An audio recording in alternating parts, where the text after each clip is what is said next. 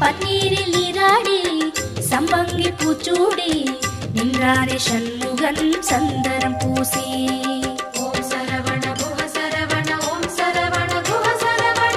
பன்னீரில் நீராடி சம்பங்கி பூச்சூடி நின்றாரே சண்முகன் சந்தனம் பூசி. தங்கரதமாடி வரும் வள்ளல் முகம் கோடி பெறும். தங்கரதமாடி வரும் வள்ளல் முகம் கோடி பெறும். வள்ளல் கரத்தாலே வாழ்வு வரும். குஹன் என்றாலே சுகம் என்றாகும். குஹன் என்றாலே சுகம் என்றாகும். பழனி மலையில் பழகும் உறவில் பாசம் பிறக்கும்.